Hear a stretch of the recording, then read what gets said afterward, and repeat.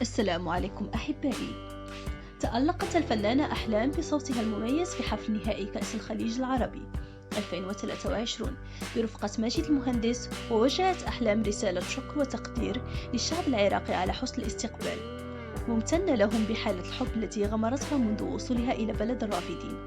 ونشرت الفنانة الإماراتية عدة مقاطع فيديو وصور عبر حسابها على تويتر، معبرة عن سعادتها البالغة بهذه الزيارة الأولى. واستهلت أحلام حفلها باستاد البصرة برسالة حب وجهتها إلى الشعب العراقي قائلة: من بنت الإمارات بنت زايد، جئت أهل العراق الغاليين، أحبكم وإن شاء الله دائما الفرح حليفكم.